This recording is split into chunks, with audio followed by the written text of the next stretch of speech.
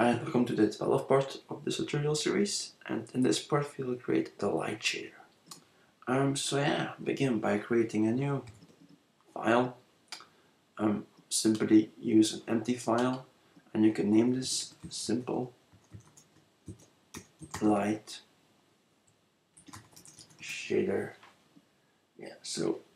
Simple light shader. And make sure to create two of these. One will be VSH and the other will be simple light shader dot FSH. Create. Okay, now we will begin by working in the Vertex shader. So again, define the attribute vector 3, and what was it? It was our A position coordinate. Our vertex position. A vertex position, and make sure this is the same name as we used in the other shader. Okay, then one more attribute, and this one will be also a vector 3, but this will be the A normal, or you can name this, simply name this normal position. Now, this episode will be very math heavy, so if you don't know math, simply don't ignore it or just accept it. But normals are used for calculating light intensities and also for all different kinds of shaders, also for cell shading and whatever. Okay, then we'll also have a new variable called varying. Now, varying are so we can use varying variables to send data from the vertex shader to the fragment shader, but so we can only send from the vertex to the fragment shader. The fragment shader can't send back to the vertex shader, and you can use here for vector 4, and this will simply be the final color. Well, not the final color. That would be a bad name actually, to call it final color. Better name would be to call it, well, again, prefix it with a V. And you can call this maybe like final,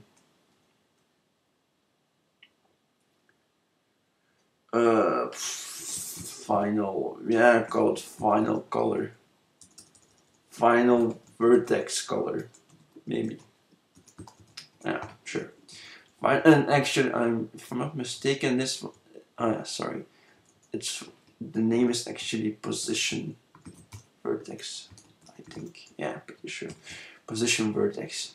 And then to be consistent, simply also rename this to position normal. Doesn't really matter that much. Then our main method. So void in the future we'll add, like in the next episode, we'll add some uniforms, but for now, to keep it simple. So now, what we have to add here. So we have to calculate a few things now. First off, we can begin by making a vector 3, and this I simply call this normal. And what we do is we will normalize. So this is a function built into GLSL. Normalize, and then GL underscore normal matrix multiplied by the A position normal. Okay, what we do here is very basically we take normal and that normal is in a coordinate system, and basically have to translate this normal to a different coordinate system.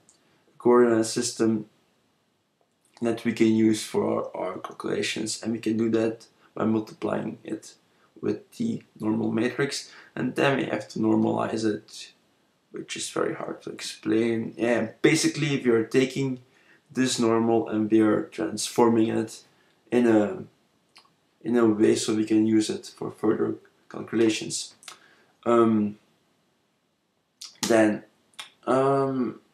Then also, yes, you can create now not another vector tree and simply name this light position,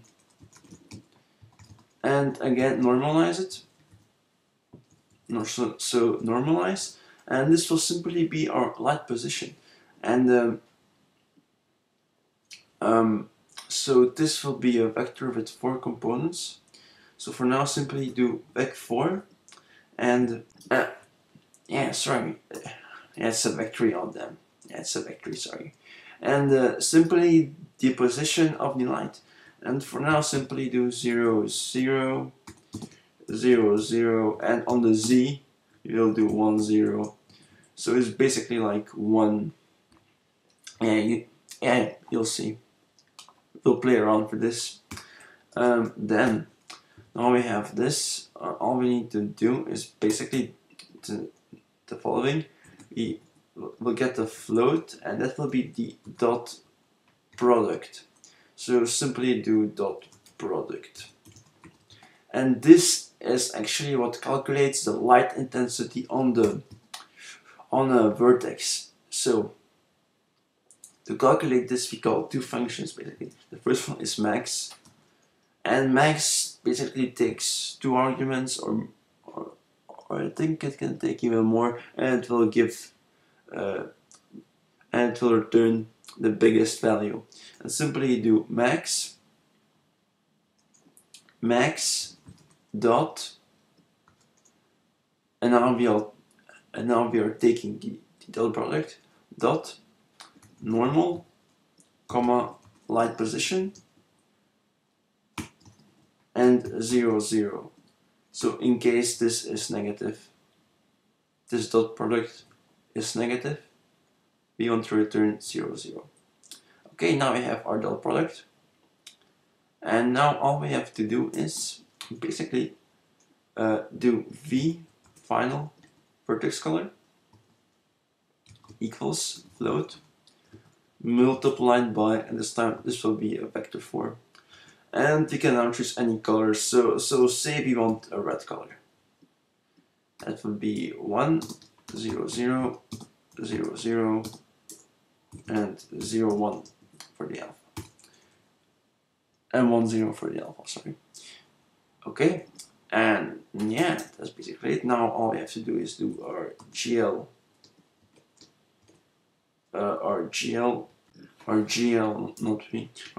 position equals GL underscore model view matrix, model view projection, yes, matrix, make sure to start correctly, multiplied by, so model view, yes, multiplied by vector 4, so like before, basically a position vertex and 1. Okay, and now we have our very simple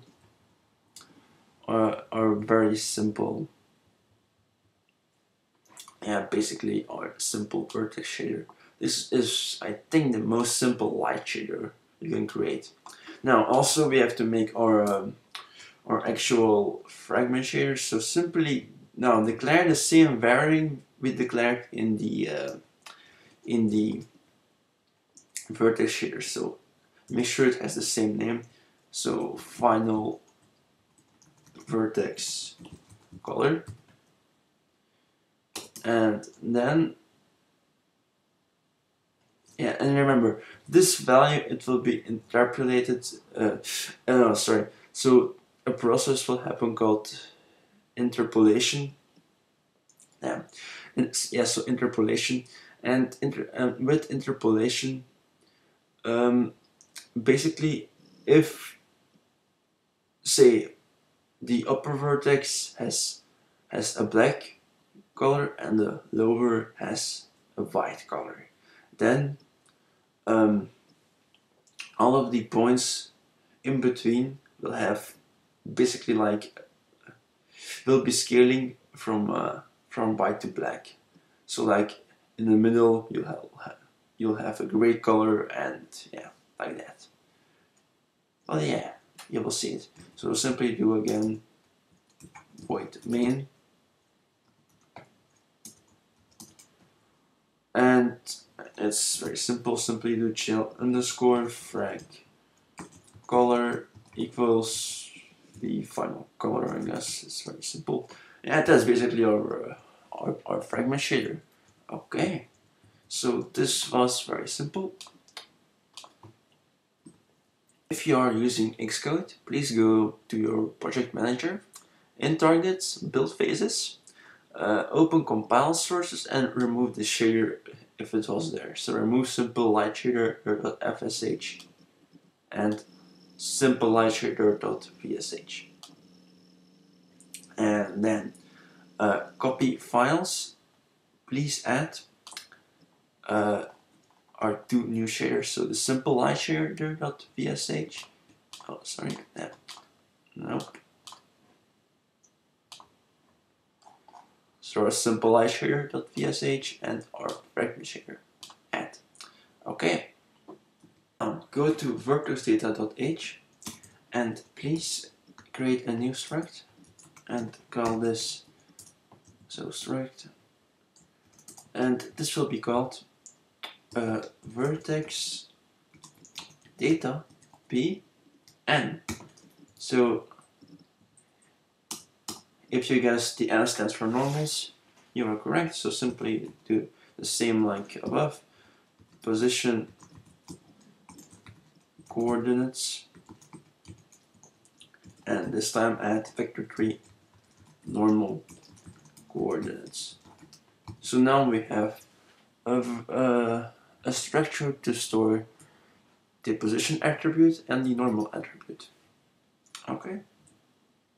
Now go to the vertexbuffer.h file and add two new private variables. The first one will be the GL void pointer underscore, and this one will be the position offset, and one more, GL void pointer normal offset.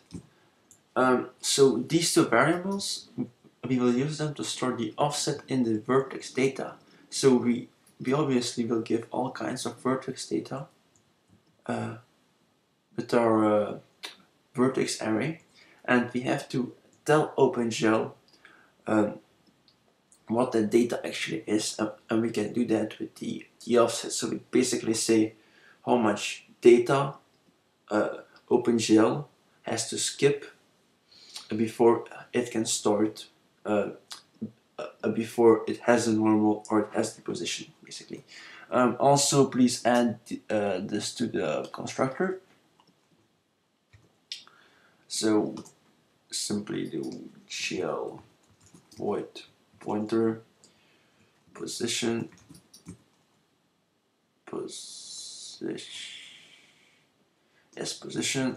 offset, and GL void pointer normal offset. Yeah, okay, now switch to the .cpp file, and in there simply add those two. Simply make sure to extend the constructor.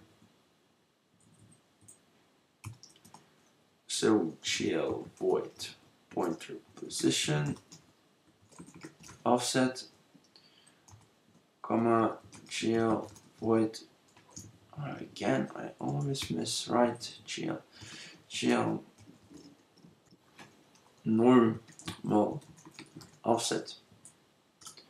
Okay, and in your initializer list, simply do position offset will be position offset, and underscore normal offset will be, guess what, normal offset. Then go to the shader interface.h file and add a new private variable, and this file will be a glint underscore a position normal. Make sure to add a getter for this. So glint get underscore a position, not the best name, normal. Okay, then go to the .cpp file and again add this. So first create your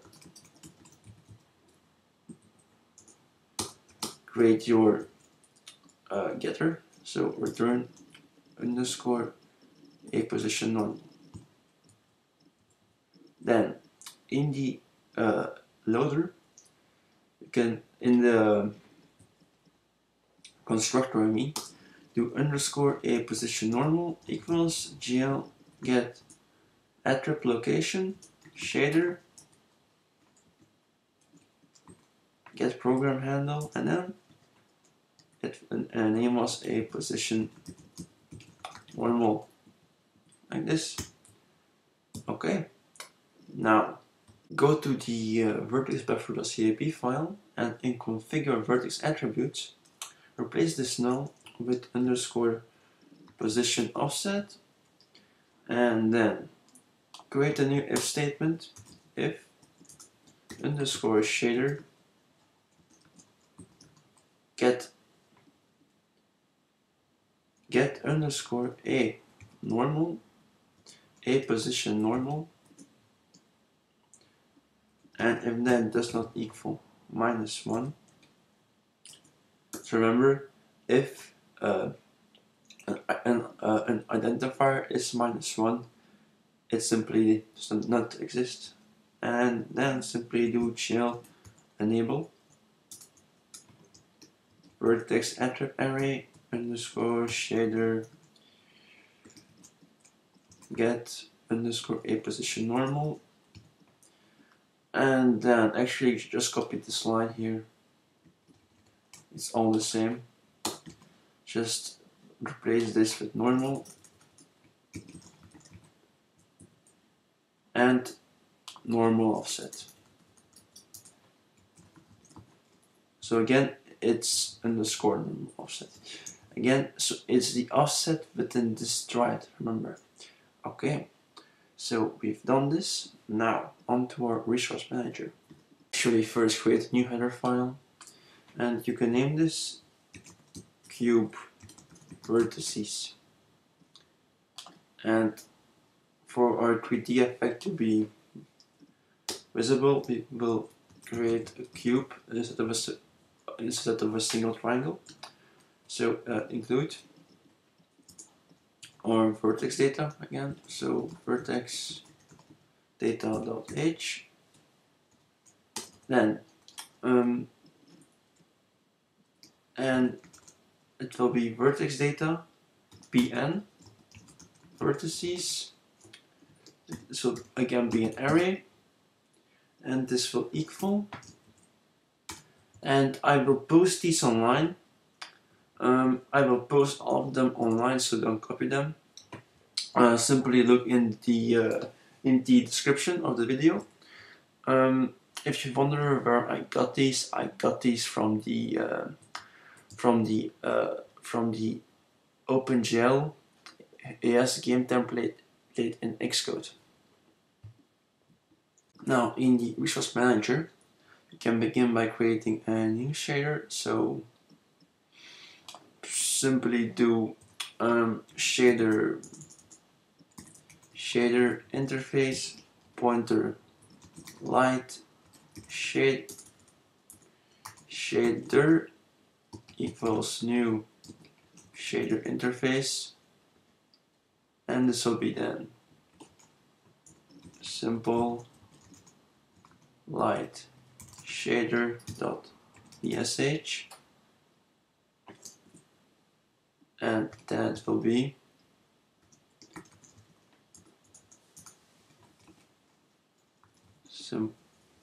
simple light shader dot fsh, and then again shader array pushback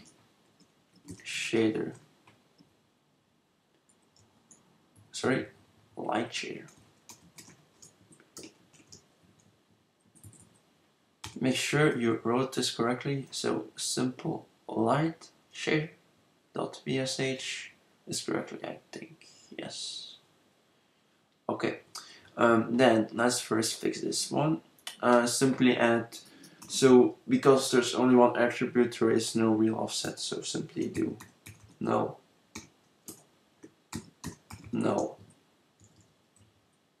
Then you can copy all of this, and we will rename this to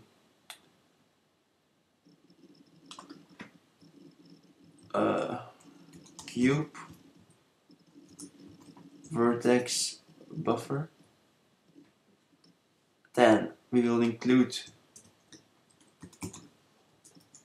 our cube vertices, and please rename this to cube vertices in your cube vertices.h. Okay. And then simply rename this to cube vertices. It will fix itself. And what's the problem here?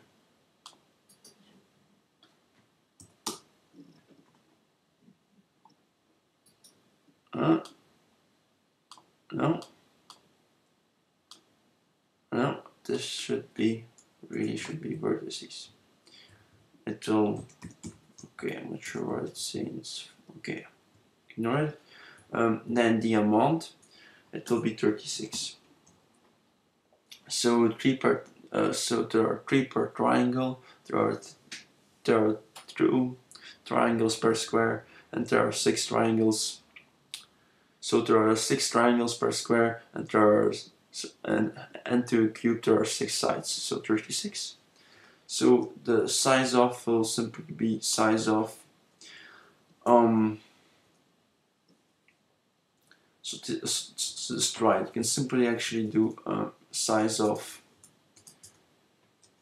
vertex data pn like this, and shader will be shader at 1 this time, and then the offset you can use the cool macro simply called offset off, and then do vertex data pn.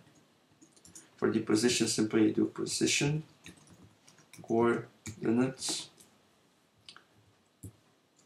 and for the normal, simply do offset off vertex data pn normal coordinates like this. Okay, and don't forget to push back. To call pushback on this, so simply do underscore vertex buffer array pushback your cube vertex buffer. Okay. By the way, make sure to cast this to a GL weight pointer. Again, this to GL like this. And okay, then we're done here. Oh, one more thing. In your make sure to add the static keyword in the get resource method, because I forgot that. Sorry. Then go to your game manager.cpp and simply so Vertices render, simply do 1 instead of 0. Okay. So return to your resource manager and please put this the offset of macro between parentheses, both of them. It's not necessary, but just to be safe, I recommend it. Then in our Vertex shader, I made a terrible mistake. Instead of dot product multiplied by vector 4, I wrote float multiplied by vector 4, which is obviously wrong. And then go to game manager. I'm sorry, to render system CP. And in render system, so essentially the lookat function, it says so the first 3 they define the position of the camera, then and the second 3 define the position where we are looking at. So at the moment we are looking at the center, and the position is -5 on the Z. So if we say 3 on the X and 2 on the Y, you'll get a view like this. And as you can see, so here we have a cube, and one side is illuminated while the other 2 are not. Now, say we want to illuminate all the sides. And actually, let's make it a little bit bigger. So simply instead of -5, do like -2 maybe. This will be much bigger. Oh yeah. So then return to your simple light shader and to the light position, add like maybe 1 on the x-axis too. That's brighter. And if you look closely, you can see that it's actually darker here than it is here. But let's move it up a little bit, like maybe on the Y too, like 1. And just go to render system.cpp, and in the get render system, add this function in the if statement, GL enable GL cull face. And what this will do, with this enabled, both OpenGL will only throw one side of a triangle. Hard to explain, but I'll explain this maybe in more depth in a future video, but for now simply add this. Then return to a simple light shader, and now if we say change this to -1 now, and or even +1, doesn't matter, +1. And now when we run this, you can see that this side is illuminated and this. And you can see like they're not the same shade of red. They're a different shade of red always. So yeah, and yeah, play around for this. Maybe do, I don't know, like 0 here, maybe on the Z0, then we get a different effect. And you can play around for this, obviously, as much as you like. So yeah, now the top is like very bright. Add like 1 to everything. So that's that vertex. So if we do here minus, we should get this. Maybe if we do this like 2.